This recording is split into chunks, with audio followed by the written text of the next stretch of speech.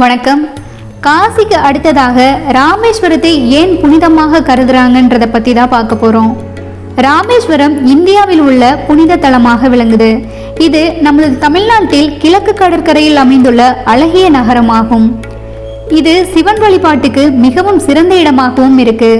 இந்தியாவில் உள்ள 12 ஜோதிர்லிங்க தலங்களுள் ஒன்றாக கருதப்படுகிறது ராமேஸ்வரம்.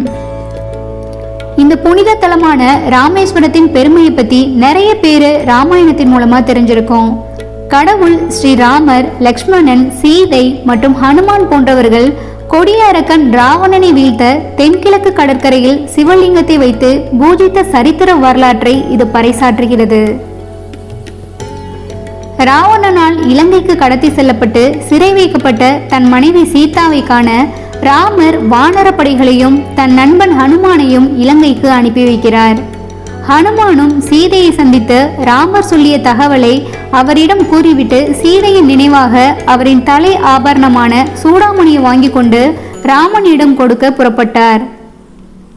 சீதை அங்கு மிகுந்த வருத்தத்தில் இருந்ததை அறிந்தவுடன் ராமர் இலங்கை மீது போர் தொடுக்க தயாராகிறார். இலங்கை கடல்களால் சூழப்பட்ட அழகான ஒரு தீவு. உள்ளே தன் படைகளை வழிநடத்தி செல்ல வேண்டும் என்றால் கடலை கடந்து செல்ல வேண்டும். எனவே ராமர் கடலின் கடவுளான சமுத்திர ராஜாவை நோக்கி வழிபடுகிறார்.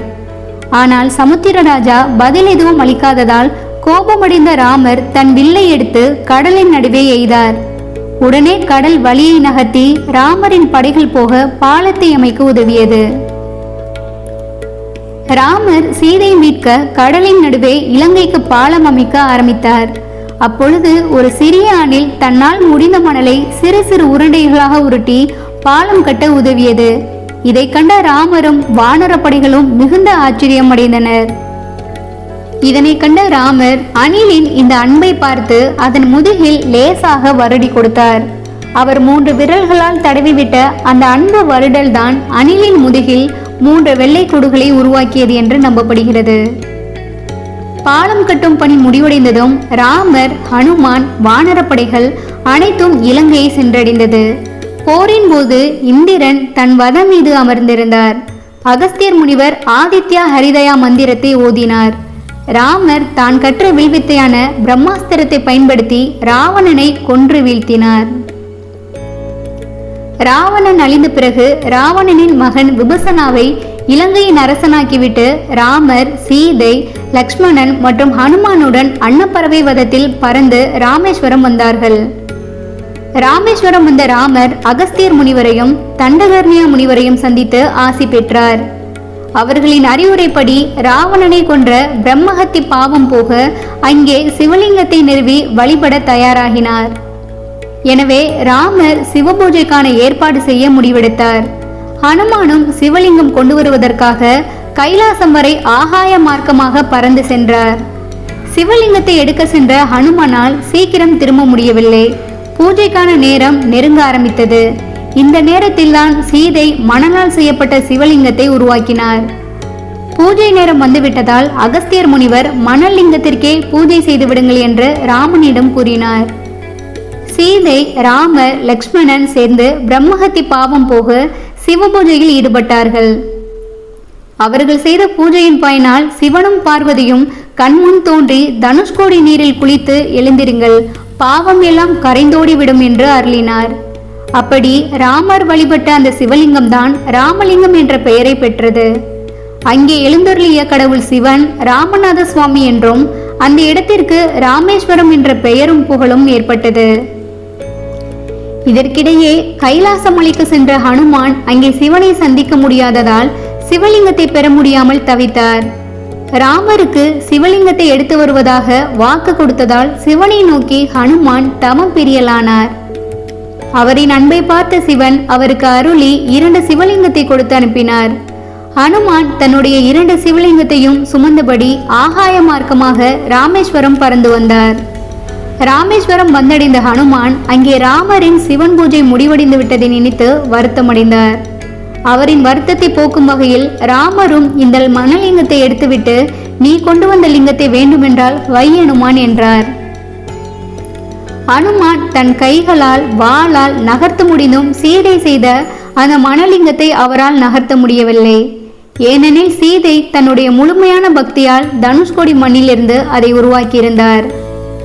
ஹனுமான் கொண்டு வந்த லிங்கம் ஏன் முதலில் வணங்கப்படுகிறது என்ற காரணமும் இங்கதான் இருக்கு. ஹனுமான் கொண்டு வந்த லிங்கத்தை சீதையால் நிறுவப்பட்ட ராமலிங்கத்தின் வடக்கு பகுதியில் வைத்துவிடும்படி ராமர் கூறினார். இதனால் பக்தர்கள் ஹனுமான் கொண்டு வந்த லிங்கத்தை வணங்கிய பிறகே ராமலிங்கத்தை வணங்குவார்கள் என்றார் ராமர்.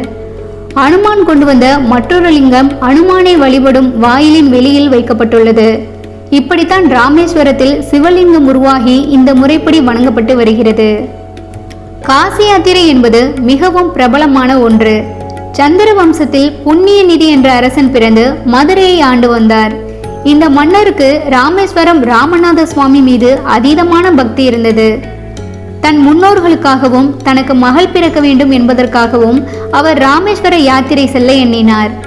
தன் மகனிடம் ஆட்சி பொறுப்பை கொடுத்துவிட்டு தன் மனைவி மற்றும் படை பரிவாரங்களுடன் ராமேஸ்வரம் வந்தார்.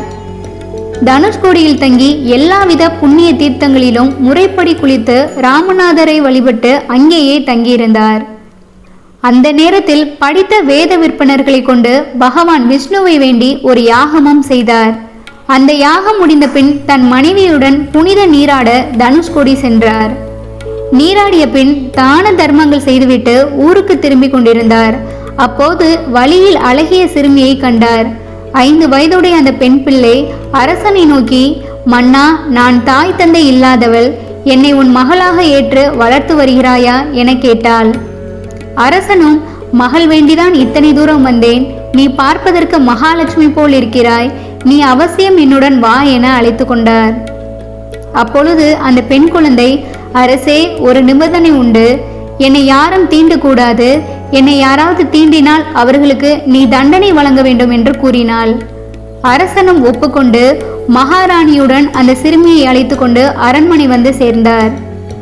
ஒரு சமயம் அரசவை தோட்டத்தில் அந்த சிறுமி பூ பறித்து கொண்டிருந்தாள். அப்போது மிகுந்த ஒளி பொருந்திய தோற்றம் கொண்ட ஒரு அந்தணர் கங்கை நீர் நிரம்பிய குடத்தை தோளில் ஏந்தியபடி அங்கு வந்து அந்த சிறுமியை நோக்கி, பெண்ணே, நீ யார் என்று கேட்டு தொட்டார். உடனே அந்த சிறுமி அலறினாள். அவளது சத்தம் கேட்டு அங்கு வந்த அரசனிடம், இந்த ஆள் என்னை தீண்டிவிட்டார், இவருக்கு தண்டனை வழங்குங்கள் என்றாள்.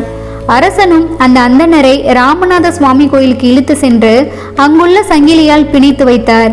பின்னர் தன் மகளிடம், பெண்ணே, கவலைப்படாதே, நாளை விசாரணை நடத்தி அவருக்கு தண்டனை வழங்குகிறேன் என்று கூறினார்.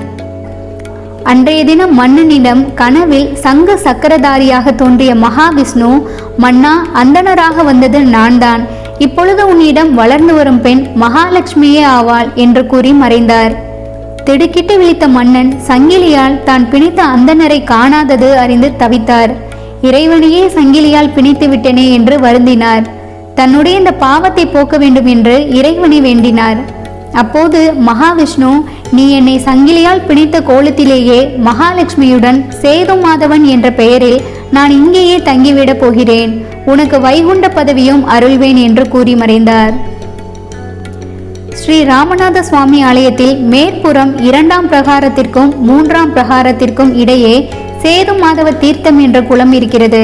இதற்கு வடக்கு புறம் சேது மாதவன் சந்நிதியும் இருக்கிறது. இங்கு குளித்து சேது மாதவனை தரிசிப்பவர்களுக்கு சேது ஸ்நான பலன் கிடைக்கும் என்றும், தனுஷ்கோடியில் இருந்து கொண்டு வரும் மணலை இவருடைய சந்நிதியில் வைத்து பூஜை செய்தால் காசி யாத்திரை பலன் கிடைக்கும் என்று கூறுகிறார்கள். ராமேஸ்வரம், பிரயாகை, காசி ஆகிய 3 இடங்களும் சிவபெருமானுக்கு உரிய இடங்களாக பொதுவாக அறியப்பட்டாலும் இந்த 3 இடங்களிலுமே மகாவிஷ்ணுவும் அருள்பாலிக்கிறார் என்பது குறிப்பிடத்தக்கது. ராமேஸ்வரத்தில் சேது மாதவன் இருப்பதை போல பிரயாகையில் வேணி மாதவன், காசியில் பிந்து மாதவன் என்ற பெயரில் மகாவிஷ்ணு அருள்பாலிக்கிறார். காசிக்கு சென்று காசி விஸ்வநாதரை வழிபட்டதும் மீண்டும் ராமேஸ்வரம் வந்து பிரயாகையில் எடுத்த புனித நீரை கொண்டு ராமநாதரை அபிஷேகம் செய்து யாத்திரையை பூர்த்தி செய்வார்கள். கூடுமானவரை பிரயாகையில் இருந்து எடுத்து வரும் நீரை பிளாஸ்டிக் பாட்டிலில் எடுத்து வராமல் பித்தளை செம்பில் எடுத்து வருவது உத்தமம். ராமேஸ்வரத்தில் தொடங்கி பின் ராமேஸ்வரத்தில் இந்த காசி யாத்திரை முடியும்.